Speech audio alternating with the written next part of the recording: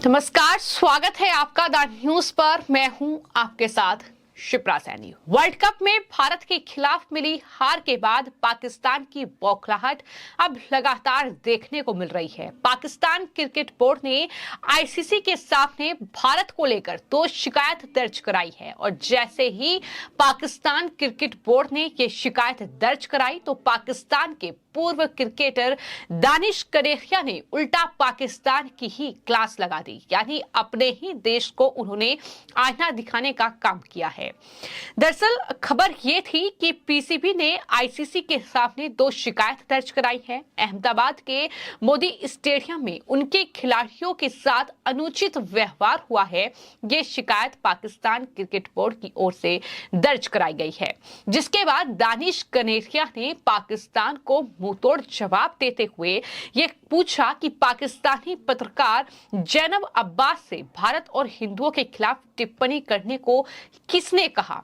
साथ ही ये भी पूछा कि मिकी ऑर्थर से आईसीसी इवेंट को बीसीसीआई इवेंट कहने के लिए किसने कहा था।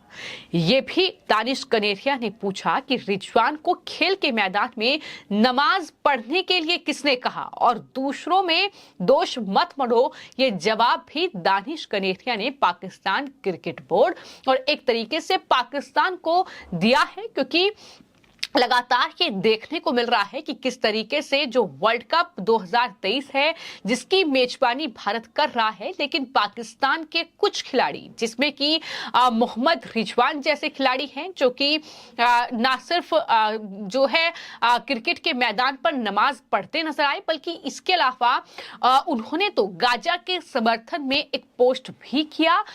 भारत की धरती से ये पोस्ट उन्होंने गाजा के समर्थन में किया था और उन्होंने ये लिखा था श्रीलंका के खिलाफ जब उन्होंने शतकीय पारी खेली कि दरअसल ये जो शतक है मैं गाजा के भाई बहनों को समर्पित करता हूं। एक तरीके से आतंकी संगठन हमास का समर्थन किया था। हालांकि उस पर भी पाकिस्तान के पूर्व क्रिकेटर दानिश कनेरिया ने जवाब जो है वो पाकिस्तान की हार के बाद दिया था और ये साफ तौर पर कहा था कि अगली बार अपनी जीत मानवता को समर्पित करें। ईश्वर कभी भी क्रूरता का समर्थन नहीं करता है, यानी मोहम्मद रिजवान को यह जवाब दिया गया था। अब जो पाकिस्तान क्रिकेट बोर्ड की ओर से शिकायत जो है आईसीसी में की गई है वो जाहिर तौर पर जो पत्रकार जैनब अब्बास रिपोर्टिंग करने के लिए आई थी, वर्ल्ड कप कवर करने के लिए आई थी, उन्हें वापस लौटना पड़ा क्योंकि उन्होंने भारत के खिलाफ कई पोस्ट किए थे जिसकी वजह से उन पर एक्शन हुआ और उन्हें वापस लौटना पड़ा पाकिस्तान।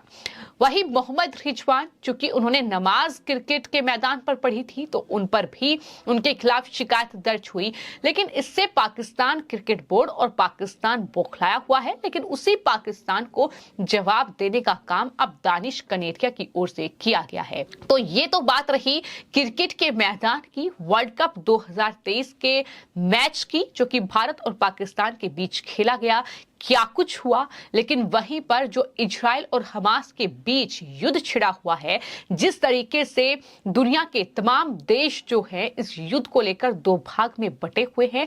एक तरफ हमास का समर्थन में कुछ देश हैं तो दूसरी तरफ इजराइल का समर्थन कुछ देश कर रहे हैं। लेकिन इन सब के बीच जो मरियम नवाज शरीफ हैं, नवाज शरीफ की बेटी, उनकी तरफ से एक पोस्ट किया गया। मरियम नवाज शरीफ ने गाजा का समर्थन करते हुए ये लिखा कि गाजा में आज जो कुछ हुआ, अगर सीधे शब्दों में कहें तो वो क्रूर, बर्बर और अमानवीय है। अस्पतालों पर बमबारी एक युद्ध अपराध के अलावा और कुछ नहीं है। इजराइल द्वारा किए जा रहे अत्याचारों से दुनिया आंखें नहीं मूंद सकती। इस पागलपन को अब रोकना होगा। इन कृत्यों के अपराधियों को जवाबदेह ठहराया जाना चाहिए। ये मरियम नवाज शरीफ का पोस्ट है गाजा के अस्पताल पर जो हवाई हमला हुआ है उसको लेकर। लेकिन वहीं दानिश कनेरिया ने जवाब जो है वो मरियम नवाज शरीफ को दिया है और ये कहा है कि क्या आप पाकिस्तान में अल्पसंख्यकों की स्थिति के बारे में बोलेंगे या अत्याचारों पर आंखें मूंद ले। ये सवाल उन्होंने मरियम नवाज शरीफ से पूछा है। तो जाहिर तौर पर दानिश कनेरिया जो कि पाकिस्तान के ही क्रिकेटर रहे हैं, लेकिन ये देखने को मिला है कि किस तरीके से वो जय श्री राम के नारे बोलते हैं और किस तरीके से भारत के समर्थन में कई उनके पोस्ट रहे हैं और पाकिस्तान को आईना दिखाने का काम उनकी तरफ से किया गया है। एक बार फिर उन्होंने पाकिस्तान को ही आईना दिखाया है, वहां की सरकार से सवाल पूछा है, ये पूछा है कि पाकिस्तान में अल्पसंख्यकों के साथ इतना अन्याय क्यों हो रहा है। तो ये तमाम दानिश कनेरिया के ही पोस्ट हैं जिसमें उन्होंने वहां की सरकार, वहां की जनता, वहां के क्रिकेट बोर्ड को आईना दिखाने का काम किया है। और दानिश कनेरिया लगातार इस तरह के पोस्ट करने के लिए जाने जाते हैं, लेकिन वहीं पर आपको मैं ये भी बता दूं कि दरअसल लगातार जिस तरीके के कृत्य पाकिस्तान में उजागर हो रहे हैं और जिस तरीके से ये खबर भी चली कि रीता मेघवार, एक हिंदू लड़की, 2 महीने के बाद एक कट्टरपंथी इस्लामवादी की कैद से भाग निकली। उसने अदालत से अपने माता पिता के पास लौटने की गुहार लगाई, लेकिन उन्होंने उसे एक आश्रय गृह में रख दिया। उनका मामला पाकिस्तान में अल्पसंख्यकों की बदतर स्थिति की याद दिलाता है और इस पर भी दानिश कनेरिया का एक पोस्ट सामने आया जिसमें दानिश ने यह लिखा कि जबरन धर्म परिवर्तन और अपहरण के ऐसे मामले मानवाधिकार का हनन है। दुर्भाग्य से पाकिस्तान की अदालतें पीड़ित हिंदू लड़कियों को न्याय देने में विफल रही है। इस बीच अपराधी ऐसे कृत्यों को अंजाम देने के लिए स्वतंत्र हैं, ये खुलकर दानिश कनेरिया की तरफ से पोस्ट किया गया है।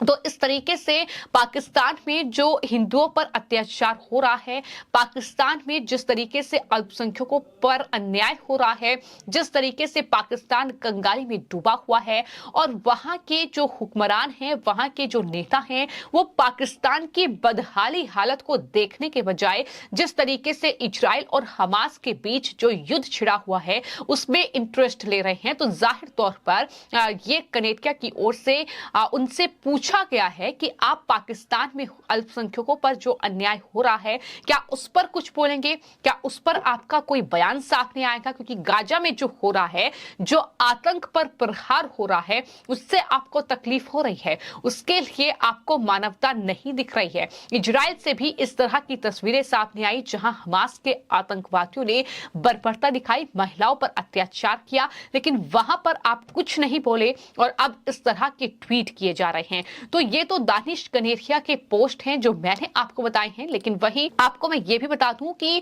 जो जम्मू कश्मीर के नेता हैं फारूक अब्दुल्ला, नेशनल कॉन्फ्रेंस के, उन्होंने एक बार फिर बयान दिया है और इजराइल का समर्थन जो सरकार ने किया है, भारत सरकार ने किया है, उस पर सवाल उठाए हैं और ये कहा है कि फिलिस्तीनियों को सभी ने धोखा दिया है। ये फारूक अब्दुल्ला का बयान है जिसमें फारूक अब्दुल्ला फिलिस्तीनियों के प्रति अपना कहीं ना कहीं उनके हमदर्द बन रहे हैं और इस तरीके से उन्हें समर्थन कर रहे हैं। हालांकि भारत सरकार का स्टैंड क्लियर है कि वो इस युद्ध में इजराइल के साथ है, लेकिन वहीं पर तमाम जो विपक्षी दल हैं वो खुलकर हमास जैसे आतंकी संगठन और उसकी बर्बरता का समर्थन कर रहे हैं और यही वजह है कि लगातार इस पर सवाल भी उठ रहे हैं।